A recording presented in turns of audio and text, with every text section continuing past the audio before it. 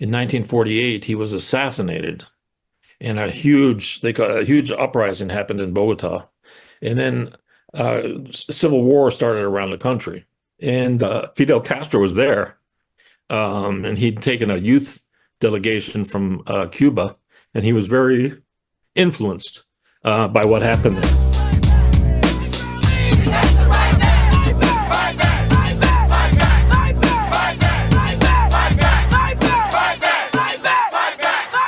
Welcome to Fight Back Radio, a production of fightbacknews.org, taking you to the heart of the people's struggle. I'm your host, Richard Berg, and today we're going to look at Colombia, and particularly we're going to look at the case of Simón Trinidad, who those of you who are readers of Fight Back News probably have seen articles here and there over the years about this freedom fighter from Colombia who's been languishing in prison here in the United States. And Fight Back Radio has taken a position against imperialism, against this kind of repression of independent countries, and supporting independence of nations, supporting people's ability to have their own self-determination. And today we're going to look at the U.S. imperialism's role in this particular case. And as you hear, it's a horrific case, but it's probably not just unique to Colombia. But I would say that Simón Trinidad's repression is particularly severe. And so our guest today is Simón's attorney, Mark Burton. So Mark, welcome to Fight Back Radio. Oh, thank you very much for inviting me. Okay, well, let me start out with just by asking you, who is Simón Trinidad? Well, I've been told by people in Latin America that he's the most important Latin American political prisoner, but he's in prison in the United States, in the state of Colorado. Okay, and so, well, tell me a little bit about his upbringing. So he's born in Colombia, I take it. What's his background? Can you tell me a little bit about that? Yeah, he comes from a quite well-to-do family from it's called Valledupar, Colombia, which is considered part of the Caribbean coastal region. It's not quite on the coast, but it's adjacent to a coastal state, and they call it coastal because there's a certain accent and culture, very sort of African, quite Africanized part of it, their culture. And but he grew up mostly in Bogota.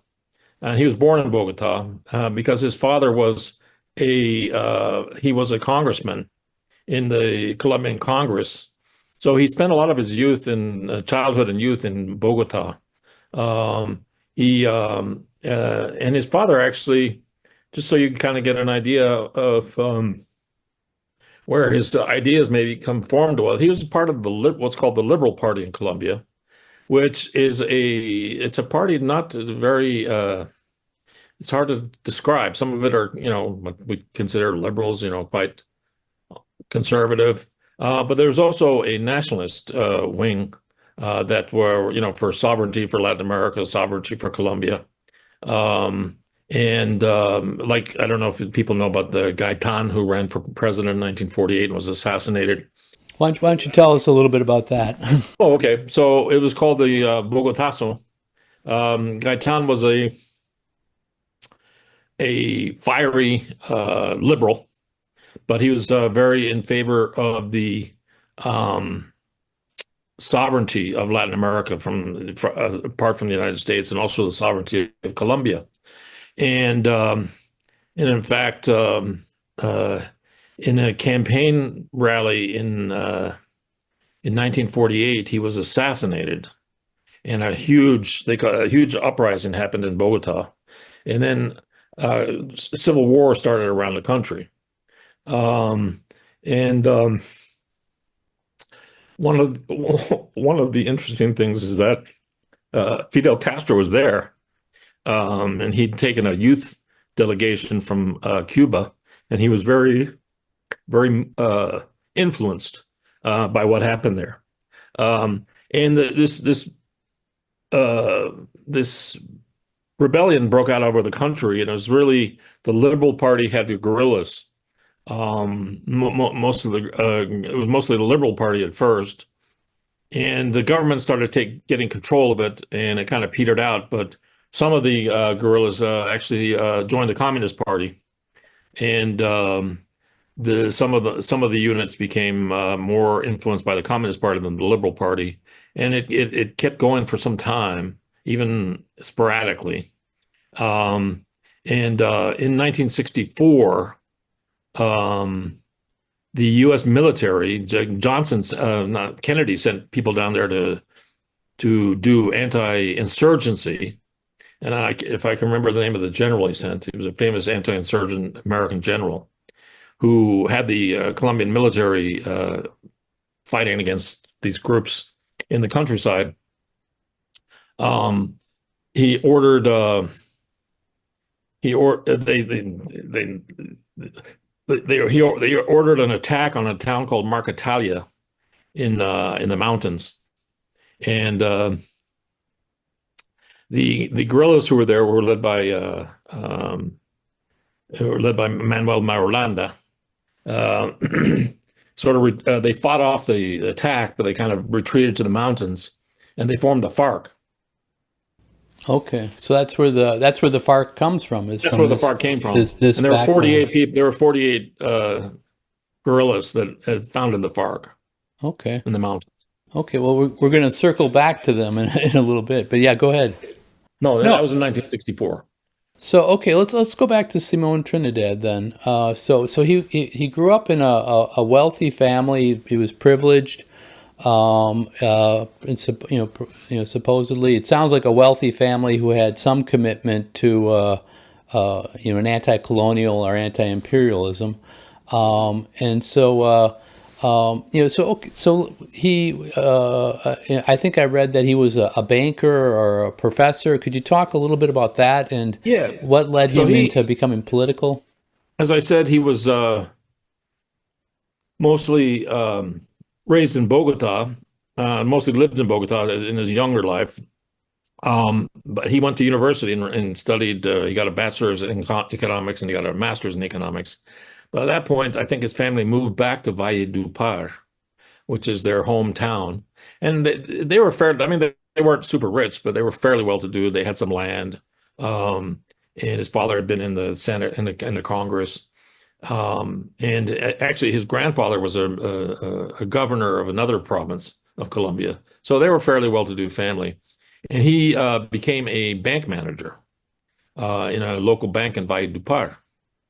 But as I said, he had some influence from his father, who was very open to sort of left liberal ideas. And he began, but he also was the bank he had he was in charge of was a agricultural bank.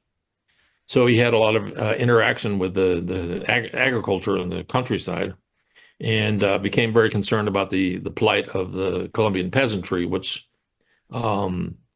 still today, I think it's almost 50% of the country. I think it's in the high 40s now. But when he was younger, it was the majority population in the country, and he became very concerned about the plight of the poor people in Colombia. And he also got involved in liberal politics, left liberal politics with a campaign by a presidential candidate called Galan.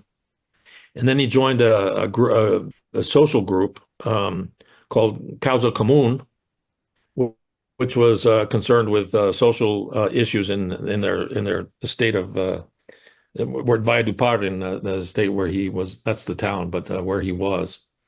And eventually, the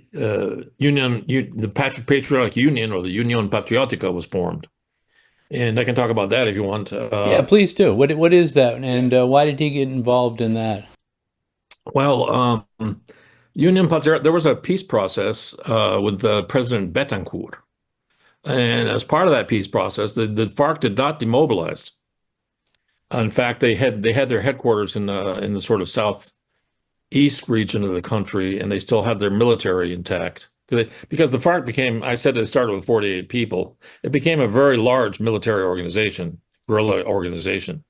I mean, they had some estimates had up to 30,000 guerrillas at one point in history. Um, and but they agreed with the government that they were going to have elections, and that the FARC was going to be able to, the FARC and other left organizations were going to be able to participate. And so So they what year was this about? Can you give us a? 1980. I can look it up. I don't remember offhand. But it's yeah, okay, so it's around that Early time though. 80s. Yeah, I think it began in 82, 80, somewhere around there, but Okay. don't quote me on Yeah. it. Um, and Union Patriotica became a sort of leftist coalition party, mostly the FARC and the Communist Party, but some other groups as well. And it became they were campaigning, and they were campaigning on social issues locally, but they were campaigning for votes as well. And his Causa Común folded into the Patriotic Union in his state in Valledupar, the city where he lived. So he became a member of that. So that's how the Patriotic Union was formed. Okay, and this was so Out he of a was peace working. process. He was working a little bit with FARC or FARC supporters during this time on whatever political issues and electoral issues and such like that. Yeah, they were left political people. They weren't guerrillas. They were but the FARC certainly supported that party, Okay. as well as other leftist groups. Okay, and then the Patriotic Union, then they faced repression as well from. Am I Yeah. right? Could you talk a little bit about that? About the what Colombia's always happened to been them and how he ended Colombia's up. always sorry, I didn't mean Colombia's always been a very how can I say violent country when it comes to politics. That there's been a lot of assassinations and killings and murders and taking people's land by a gunpoint and things of that nature. And there became, the Patriotic Union. I mean, they didn't get a huge vote, but I think they got a bigger vote than people thought they were going to get. Mhm. This reign of terror came down on them, where a lot of their members were assassinated. They call it a genocide, actually, and they actually won a case in the Inter-American Court of Human Rights, saying that it was a genocide, and they killed almost 5,000 members of Wow. that party, including two presidential candidates. And Simón Trinidad was facing, that's what he was facing when he was in his hometown. So he was. So he survived this, but all around him, he was seeing people he had been working with to get votes or to change policy at the local level or national level being killed. Yeah, he faced repression. Yeah, once he was arrested by the army, and he was taken up to up near the coast and threatened with death, saying that he was a member of the ELN, which he was never a member of the ELN. Eventually, they let him go, but when he helped found a university in Valledupar, and it was more of a university for like working people. It was like they'd have night classes, and it was a local university, and some of his colleagues were assassinated, and he received death threats, and he decided that either he had to leave the country, like go into exile, or join the FARC, and for protection. So he decided he couldn't leave his country, and he went to the mountains and joined the FARC in 1987. Okay. Can you let's go back a little bit here. Can you talk about these death squads? And you mentioned the military arrested him. It doesn't sound like he was able to ask for Mark Burton to help him in his trial as the military was threatening him. Can you talk a little bit about who are these death squads? What's their relationship to the military? And a little bit also about, the United States. I know I'm not an expert on what their relations were at that time. You're talking about, I think, during the years of Reagan, Bush, Clinton. But what was the United States' role in all of this at that time, as you see it? Well, we have to go back to 1962 when Kennedy sent over his people to do counterinsurgency. Hmm. Um, and they started training Colombians, and they actually started encouraging are called paramilitary groups. And so in the early 60s, that's when the paramilitary groups started forming. Now they're groups of people who are not in the military, but work with the military. And they're pretty much usually their relationship is kind of murky, but they're often controlled by the military. And they're groups of people who commit violent crimes against leftists, against peasants who own land that some big landowner wants to get a hold of.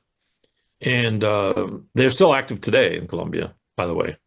Um, and they murder people for mostly for political or financial reasons, and they work. There's lots of evidence that not only do they work with the military, but they'd had links to the Colombian government, particularly under Uribe government. There's very clear links between paramilitary groups and the government. Um, and those are the kind of group. They're very secret, violent, and they're very dangerous. Okay. They're death squads, basically. Yeah, I mean, I remember maybe I'm thinking about the 1990s. Then there was, certain trade unionists used to come to the United States. I remember people that worked at Coca-Cola, also some of the oil workers union people. And because, our Fight Back Radio listeners may know, I've spent most of my life in the labor movement, so I met some of these fellas. And, they talked about, the assassinations of their leaders. And at one time, I think Colombia had more, was the most dangerous place to be a trade union leader. Because, and let me ask, is that these same death squads? Is that the same thing we're talking about here? That's the same kind of campaign against terror, against the people's movement. Yeah, Colombia for many years, and it may still be, I don't know, because trade union people are still being assassinated, was the most dangerous place to be a trade unionist in the world. And in fact, I have a personal experience. There was a trade union leader, I think from the teachers, who came to visit Denver, where I live. And we visited with him. And then he called me up one day and he said, "Hey, if I do an application for asylum, I'm here on a year's time out with the Department of State or something. Could you help me with it?" And I said, "Well, I might be able to, or I'll send you to an immigration attorney." And then he decided not to do it. And he went back and he was killed. So that was very unfortunate. Wow. So yeah, it's very dangerous for trade unionists in Colombia. They've been assassinated for many, many years, and Wow. there's impunity. Nobody's brought to account for it. Yeah, yeah. So I want to go back to Simón Trinidad here. So in 1987, in the midst of all of this and repression to the Patriotic Union, he joined the FARC. And could you talk a little bit about his relationship? What did he do with the FARC, and what were the goals of the organization through the 80s and 90s, and what kinds of things were going on at that time? Yeah, I think he must have had some sort of relationship with the FARC beforehand because he was in the Patriotic Union, so he must have had some contacts. The FARC was a Marxist, they consider themselves Marxist-Leninist guerrilla organization and a political, they also had sort of political branch too, the Bolivarian movement for New Colombia. And their goal, I mean, that was their goal was, they sort of had two goals. One goal was to take power in Colombia. And that's, for us sitting here, it seems, oh wow, that's kind of ridiculous, but not down. It wasn't there. I said they were powerful. They were never powerful enough to take over, but I mean, they held a town for a while. They were able to attack prisons in Bogota and free people. So they were quite a that had quite a military potential. And the other thing was to force the government into a peace agreement where they'd make a lot of concessions and for the peasants and the workers and they called Manuel Marulanda called it peace with social justice. So they had kind of had a two-pronged. Sometimes their ultimate goal was to take power if they were able to, which they were never able to. But in the parts of the country they controlled, they were like the government. They controlled up to a third. It was mostly the more barren, sort of rural, because they had a lot of support among the peasantry. Is in the sort of rural areas, but they built roads, they had hospital, they had medical clinics, they had schools. They were the government in parts of Colombia. Yeah. Okay. So, and what role did you know what Simón Trinidad did with the FARC during this time period? Yeah, he joined in, I don't know, what was it called? He joined his local front, which was the Caribbean Front or whatever. Sometimes my memory is not that good. And he became more, I mean, he first of all, the rule of the FARC was that you couldn't be over 30 years old to be recruited because it was just too rigorous. I mean, they marched, miles through jungle with the heavy backpacks and weapons, and it was very physically rigorous. And he joined when he was 37, and they made an exception, I think, because they knew him and they know his potential as a sort of intellectual, and he spoke. I mean, he was trained militarily and he carried a gun, but he was more of a teacher and a policy guy for them. And he would teach new recruits, teach them, basic literacy, because some of the peasantry weren't that literate, and other classes, up to economics, I think, he was also he became a policy guy too eventually. Okay. And let me ask you about those years, though, a little bit, because I remember in the '90s, at least under Clinton, there was this whole the situation with Colombia and the FARC seemed quite hot, and there was lots of propaganda over here. If you watch the news about the FARC, they were narco traffickers, the word they would use for them, and that they were drug dealers and all that sort of thing. And the '90s in the United States was a time where crack and cocaine was all over the place, and a lot of it did come from Colombia. Could you talk a little bit about the propaganda that the U.S. was using against the FARC, but what was the reality on the ground, and how did the FARC deal with the drug problem? Were they really just drug dealers, as the U.S. said, or you've indicated that they were fighting for independence and freedom? Right. Colombia is the largest, manufacturer of cocaine in the world. I think it's the primary. So it's a large, and there is coca growing as well in Colombia. I've actually seen it. I've driven through and seen coca plants, and so the peasants grew coca.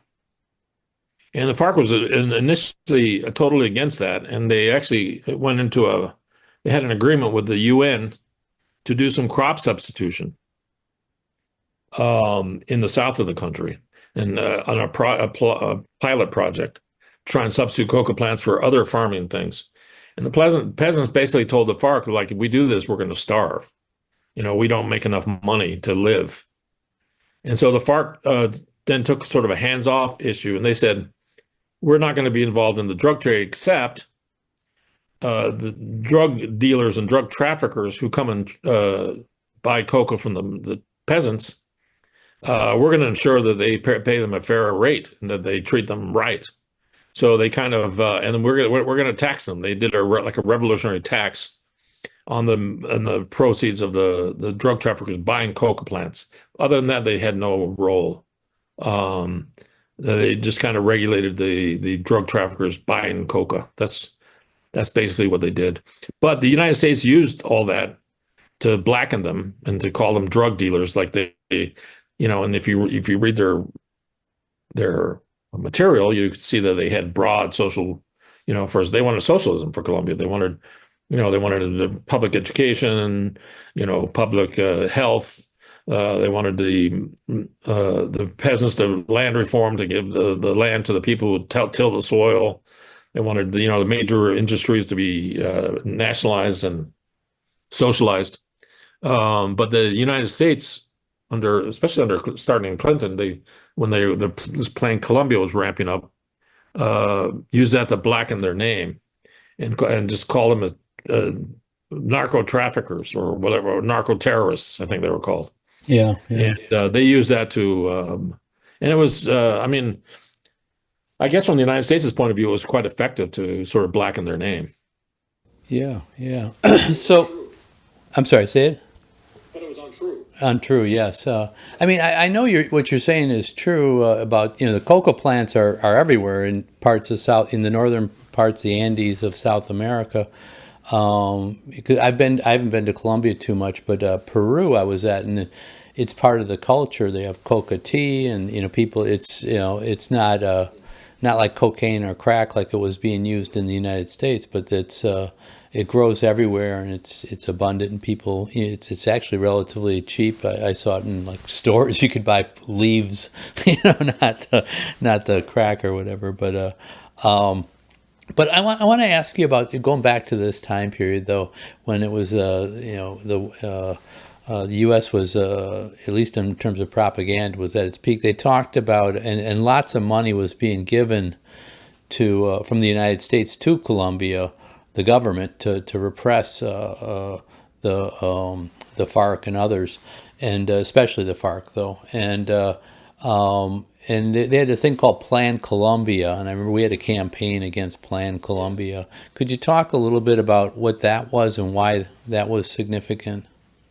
Yeah. Well, first of all, as far as the drug trafficking, I mean, they had the Cali cartel, the Medellin cartel, and the Medellin cartel used to send a lot of their traffic through airport in Medellin. And who was the governor who was in charge of the airport in Medellin at that time?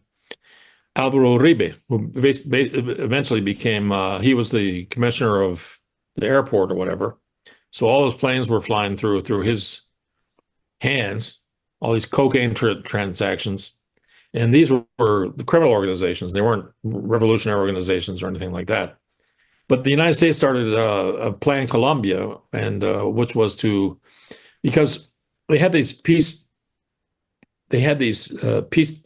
talks at the end of the 1990s into 2000 in San Vicente del Caguan.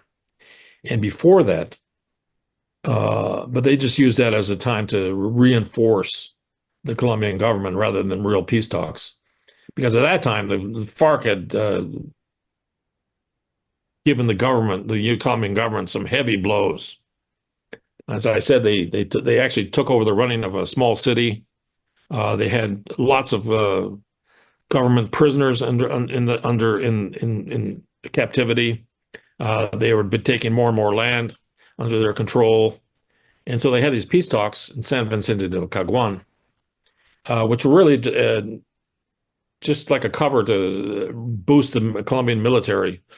And after they were over, this Alvaro Uribe actually came to power, and the United States military just with the Colombian military started a campaign of terror against the countryside in Colombia, because that's where the FARC had their base. Mostly their base was in the countryside, and there was the United States officially has 7 military bases in Colombia.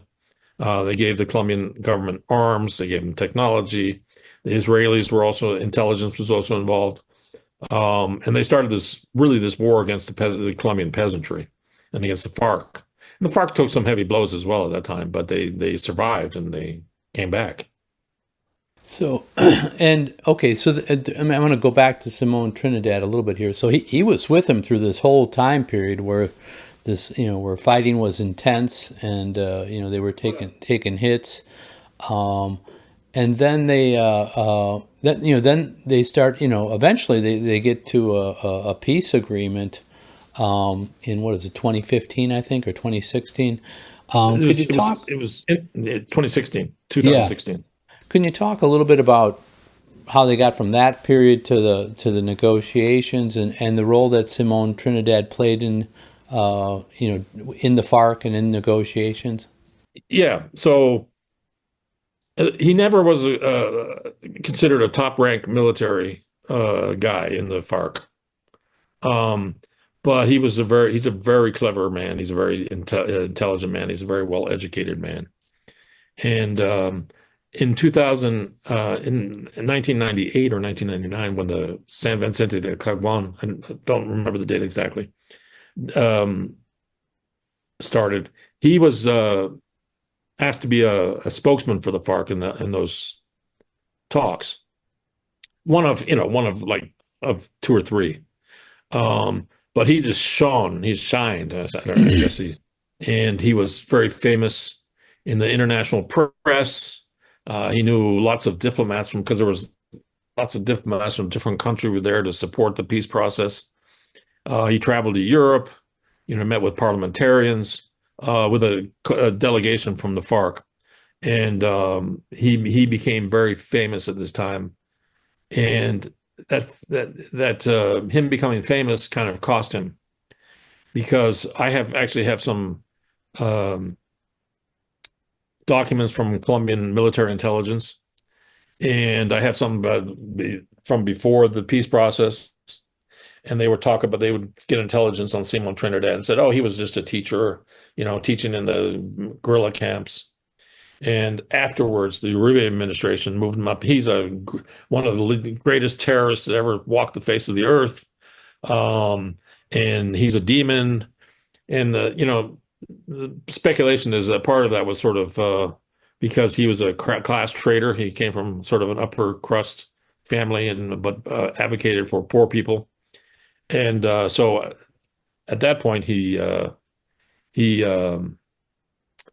he became like not like I don't know if he was number one on their arrest list, but he was considered a high value, uh, a high. They really wanted to get him. Yeah. The Colombian government and bourgeoisie. So, then during this time they were having negotiations. Were the negotiations in Cuba at that time, or? No, the negotiations were in a place called San Vicente del Caguan, and they had a non-military the government agreed to give the FARC a area where there would be no military activity. The government would not touch it, and that's where they had a neutral zone in a place called San Vicente del Caguan, and both the government and the FARC negotiated in that area. It was in the country. Okay, okay. And so, can you walk us through then how we got from that to him being kidnapped? I think in Ecuador, if I'm right. And how did we get from there to and then being extradited to the United States? Yeah, so at the end of 2003, he went to Ecuador, and apparently he was followed by Colombian military intelligence, probably with assistance from the United States. I don't know if we actually have the documents on that, but it wouldn't be surprising. And on January 2nd of 2004, he was arrested by the Ecuadorian police and a Colombian military in Quito, Ecuador.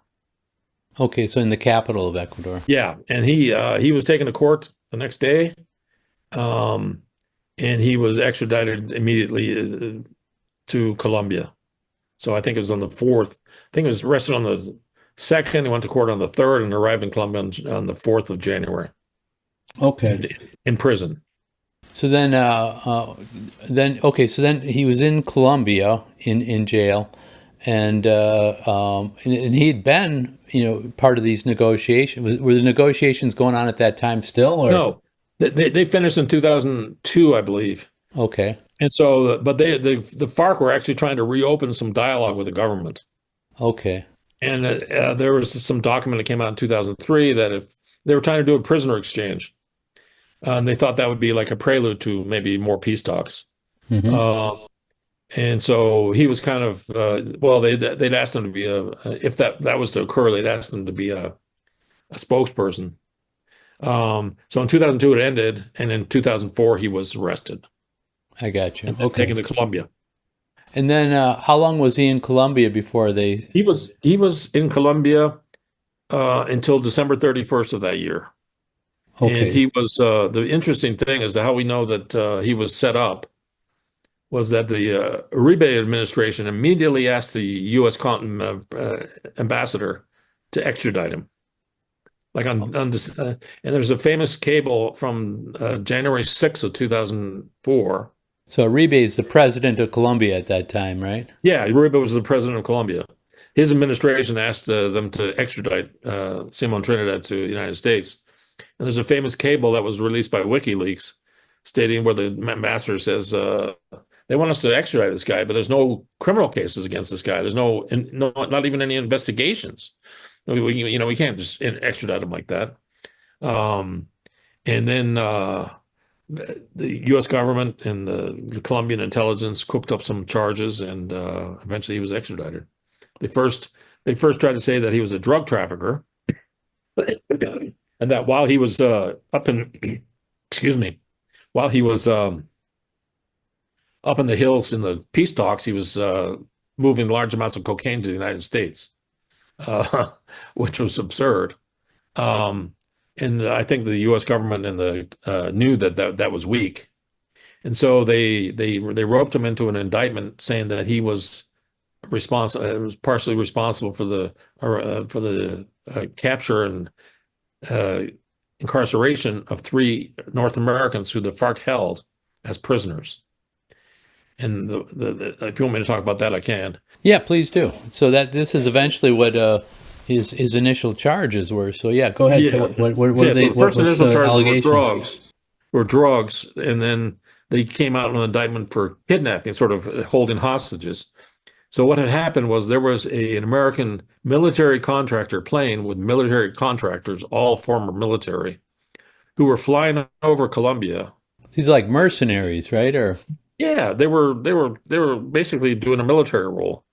They had a military role, and they were flying over Colombia and taking videos of the countryside. They said it was to combat drug trafficking, but it was really it was to help the U.S. military direct the Colombian army against the FARC. And they sent videos back to their was the Southern Command in Florida for evaluation. And their plane crashed. They claimed that they were shot down, but the FARC said no, it crashed. And 3 of them were captured by the FARC and held as prisoners.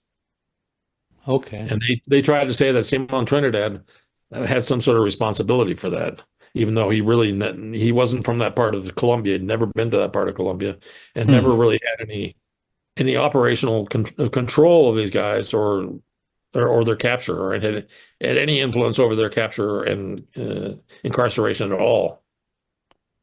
Okay, so then, so based on these bogus charges, they extradite him to the United States, and he's been here ever since. So, can you talk a little bit about?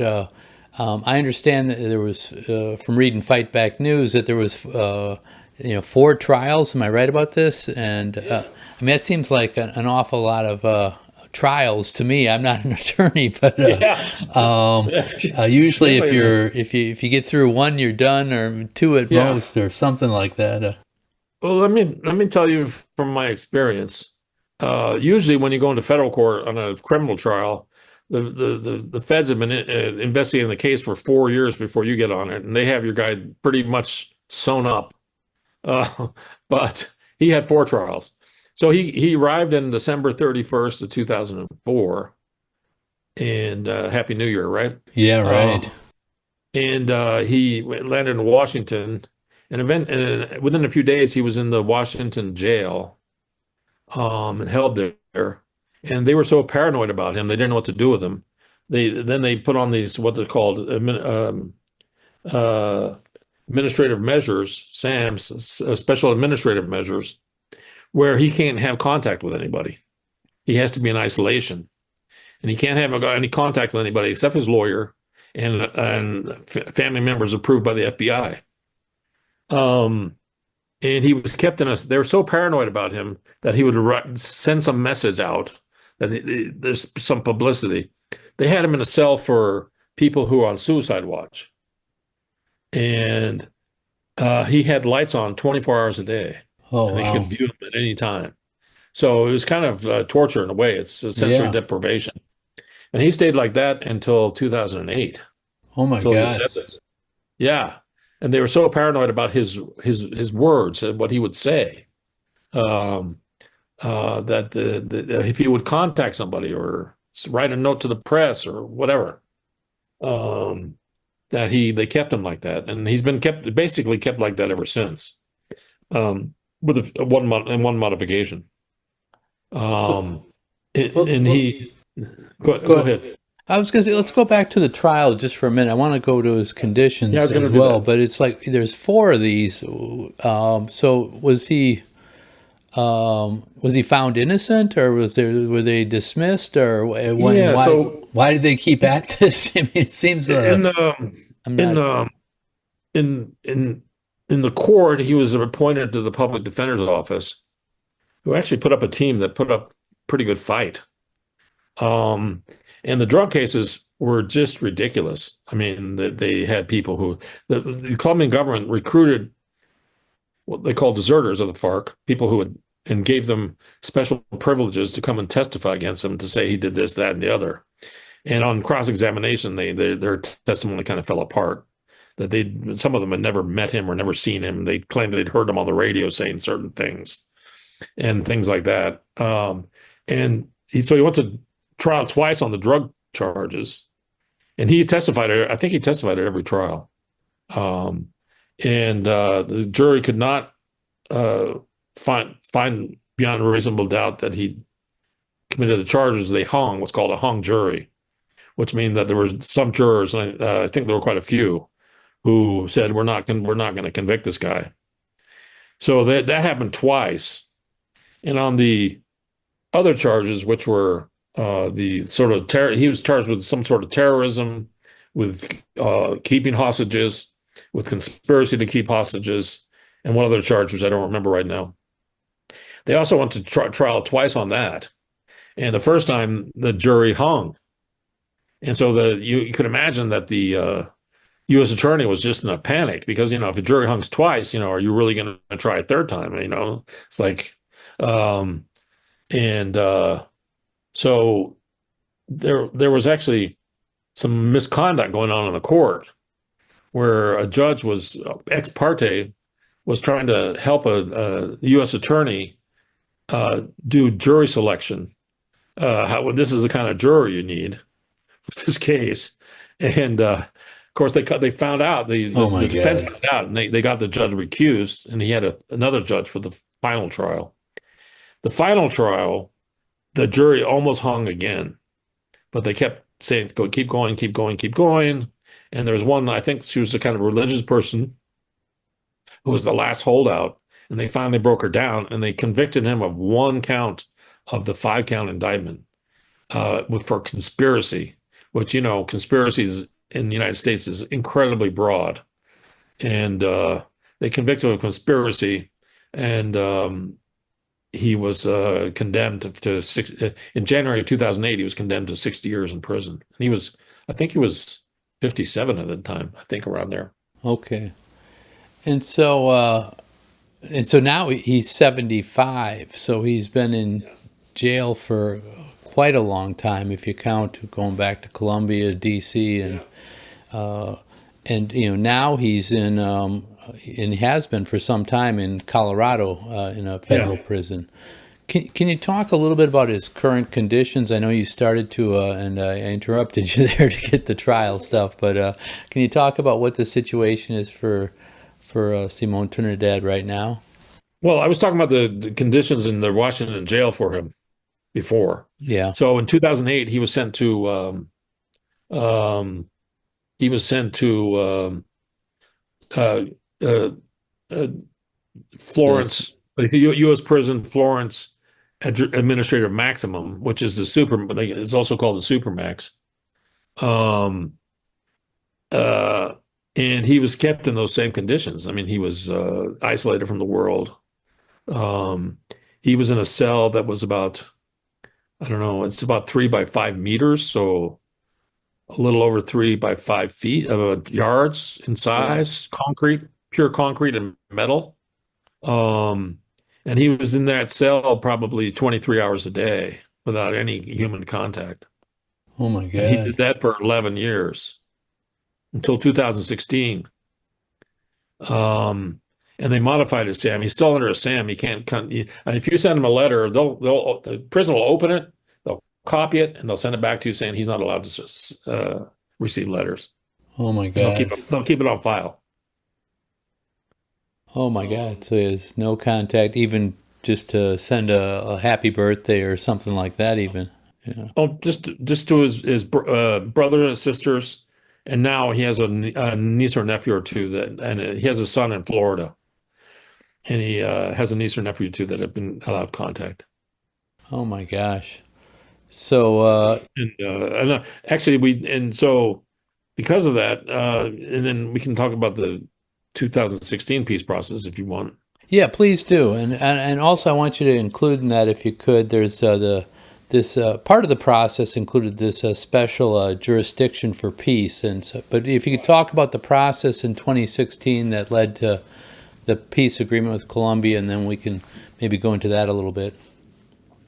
So, um, a couple of leaders of the FARC were captured and assassinated.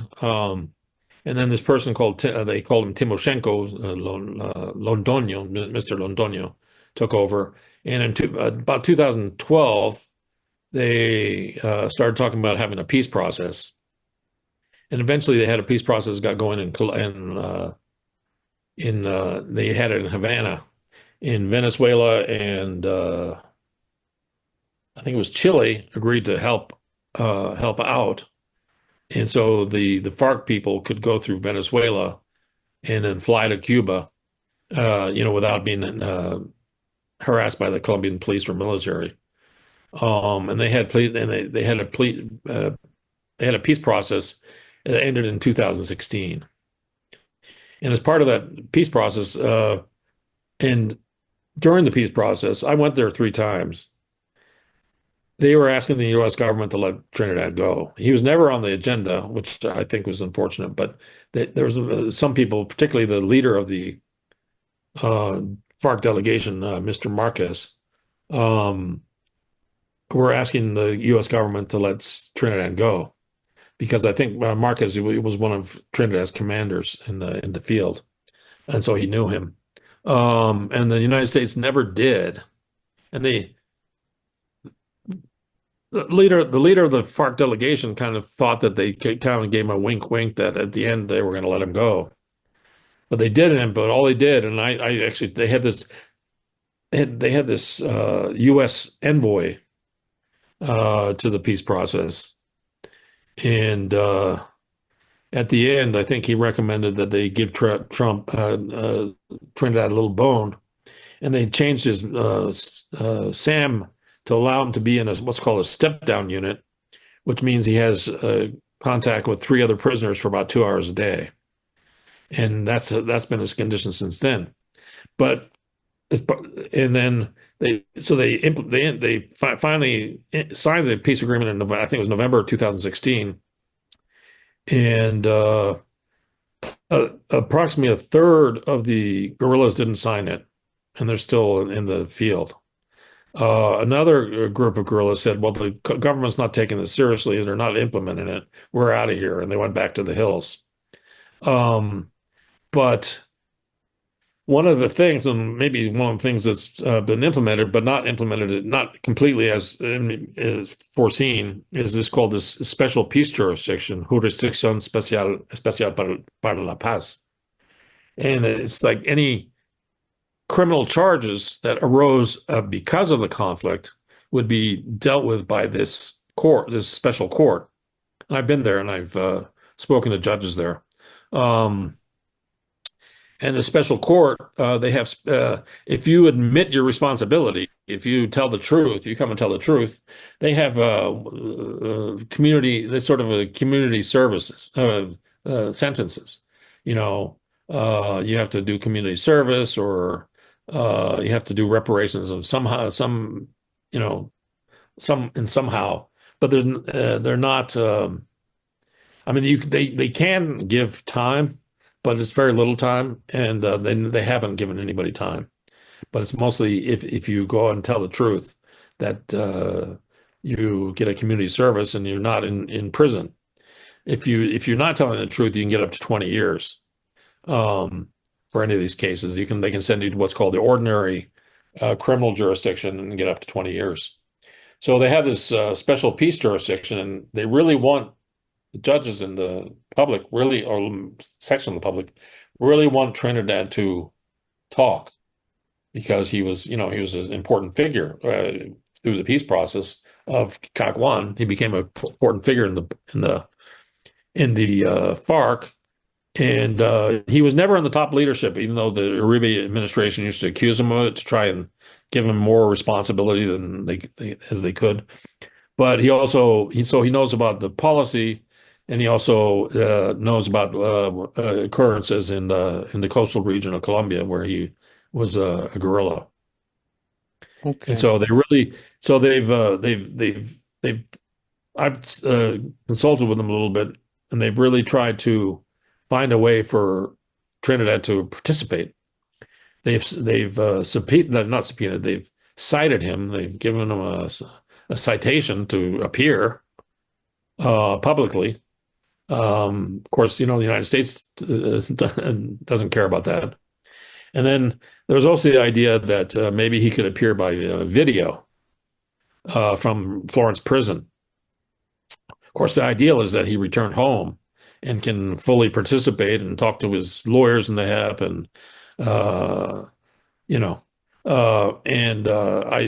contacted the Department of Justice, and they said that Colombia would have to ask the international unit of the Department of Justice for permission for that. And I told them that, and they did. They sent a letter to the foreign minister, Colombia, and they asked the foreign minister to formally ask the United States to allow Trinidad to appear by video. And they never received an answer from the Department of Justice. So I guess that means no. I'm assuming, because that was some years ago now. It was 2 or 3 years ago now. So he's just sitting there. He can send paperwork there to the court, but it's not the same. So Colombia is really waiting to hear from him, and he's just sitting here in the darkness in Colorado, twiddling his thumbs. Yeah, yeah. Well, and it sounds like his conditions are, whatever, horrific. They're, it's like torture, or it is torture. Yeah, it is. It is torture. Under international law, it's considered torture, but the United States, as you know, doesn't. In our case law in the U.S. doesn't follow that. Yeah, yeah, yeah. And a good chunk of his adult life now has been in jail, and so that's just terrible. 22 years. Let me ask you about since whatever, in the last couple of years, I think the Colombia elected a new president that has been has some left credentials from his past, etc. And Gustavo Petro. And what's his attitude been towards Simón Trinidad? Has he said anything about this? And what's his relationship with the United States? Does this increase the possibility that that something could happen for Simón Trinidad, or not, in your view? Or how do you see the new president affecting things? From what I know, Petro when he was very young, he was for just about a year before they signed a peace agreement. He was a part of a liberal guerrilla group, the M19, um, and he's sort of on the left liberal wing of the Colombian politics, I would say. And he put this coalition together, and eventually he was mayor of Bogota for a while, and so he's a well-known figure. Then he became president of the country. And I've never spoken to him personally, but I've spoken to his foreign minister and I've spoken to their ambassador of Colombia. And he has a positive attitude towards the return of Trinidad. And he actually his ambassador actually formally requested from the Biden administration that they return him. And they asked for a pardon, which, maybe they should have asked for a commutation, but whatever. They haven't. This is the first time the Colombian government's had that much interest. The Santos administration used to blabber about how they weren't opposed to him coming back, but they never did anything for him. I think it was just a cover. Santos was the president who signed the peace agreement in 2016. Excuse me. So Petro's really the first president who's taken an interest in Trinidad, and they sent this letter at the end of the Biden administration saying, "Please send him home." And Biden never even acknowledged it or responded. It's unfortunate. Okay, so Biden's gone now, but it probably tells us a little bit about him and his administration, in that they didn't even acknowledge or move forward with it. There was, at the end of every administration, as I understand, there's a review of and lots of pardons. He pardoned his son, and so whatever. There's all of those kinds of things going on. But so right now, Biden's gone. The president is Donald Trump, and so what kinds of things can be done, or can people here do? Our Fight Back Radio listeners, should they be making phone calls or sending letters, or what's the? Yeah. How do we get this guy out of jail? Well, right now, Simón and I we're going to put forward very soon, in the next week or two, a petition for what's called clemency, which is not a pardon. It's saying, hey, just cut his sentence and let him go. He served over 20 years. He served 22 years or whatever. It's time to let him go, and Colombia needs to hear from him. And we're going to be filing a petition. So I would, Fight Back has well followed well the travails of Simón Trinidad. So I would keep looking for that. We have a small committee to free Simón Trinidad, which some people from the Fight Back are members of, and we have more people than. I would follow Fight Back, and I think very soon we're going to have a campaign to, contact the Trump administration to grant commutation. They've got these three military guys that are the victims, and they might oppose it, and it might be a tough fight, but I think it's worth doing. Because this man really basically never had anything to do with these three guys, and he was really committed. He was really just convicted because he was a member of the FARC. It's time for him to go home and be with his people, and it's also time for Colombia to hear his information that he knows about peace in Colombia, about the war. And see, the idea of the HEP was that if we can understand what happened, we can ensure that it will never happen again. So we had this war, and from 1964. Well, it went on before that, but with the FARC, it was from 1964. There was guerrilla wars before that until 2016. And if we can learn why this happened, maybe we can prevent it in the future if it from happening again. So that's the idea. So that's why Colombia needs to hear from him, because they need to understand what happened, and they need to hear from him about the prospects for peace in the future, because he's sort of an expert on that. Yeah, yeah.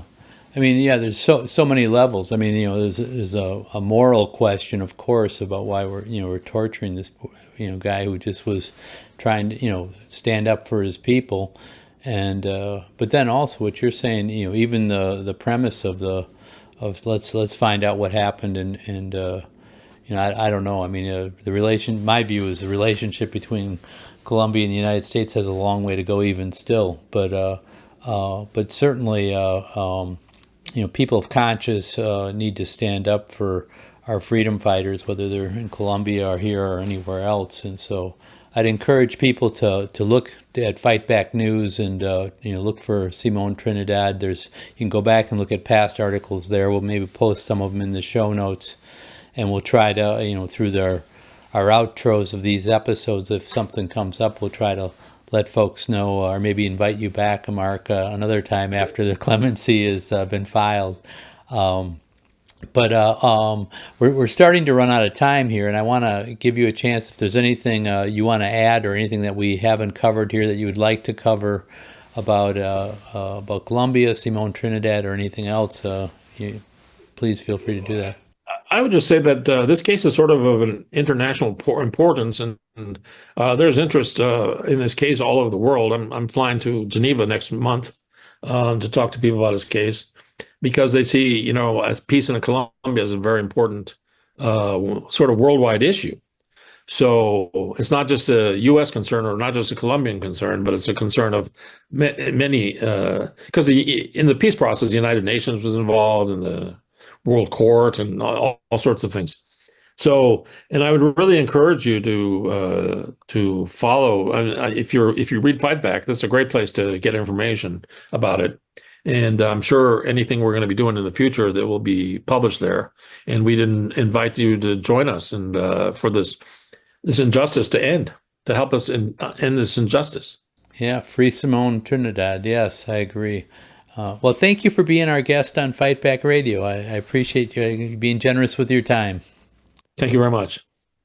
So I want to thank Mark Burton for not just being a skilled attorney on behalf of our movement, but also for that really in-depth interview we were able to have with him about Simón Trinidad, and beyond just the tragic story of how our government has tortured Simón Trinidad. It also he tells us the context and gives us beyond what attorney is often asked. He gives us a little bit of the history of what's been going on in Colombia and how this all came to be in a context that often we don't get. So I want to thank you, Mark, for that. And people should. This is a microcosm. This, what happened in Colombia happens in, almost every country in Africa. It's happened throughout the world. You can trace this back to, John Adams and President Monroe, when they came up with the Monroe Doctrine and basically said, we're going to do what we want, not just with indigenous people, but with all people in this hemisphere. And that's been extended throughout the world. And so we need to continue to stand for justice, for independence of nations and people's right to self-determination, both here in the United States, but everywhere in the world as well. And so, and part of that is we need to stand with freedom fighters like Simón Trinidad and say, hey, look, let's let this guy go. So we'll let you know when this clemency is filed and what can be done and what the movement's calling for. To get the release of Simón Trinidad, and hopefully things are stepping forward in South America and everywhere else. Certainly our movement's at a time when things can go either way. The President of the United States is somebody that's very different, and he's overstepping, I believe, in many accounts, but he'll get away with it as long as we let him. So we need to fight back as well. Also, I want to, before we go, I'm on my way to hear Sydney Loving, who's going to be speaking tonight in Chicago as I'm finishing the recording for this. And I want to encourage people to go back and listen to our last episode. Sydney just returned from China and talked about what she saw and what her assessment of China is. And she's on a tour throughout the United States, and I think we posted it in the show notes from the last episode. So listen to the last episode. If she's coming to a city near you, check it out. I encourage people to do that. And, also I encourage people to help us get the word out about Fight Back Radio. If you're watching on YouTube, you should subscribe to Fight Back Radio.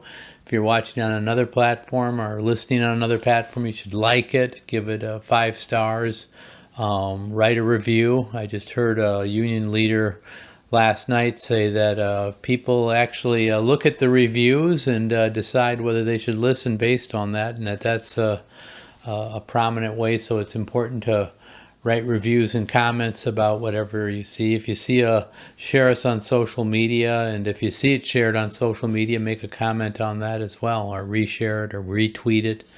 One famous podcaster always said retweets are more important than likes, and so I'll take him at his word for that. Finally, I want to thank our production team, which is just always does a fabulous job. Shane Tremley, Dodd McColgan, Lane Dorsey, and Caetano Silvero. And I'm Richard Berg for the entire Fight Back Radio team, saying until next time, all power to the people.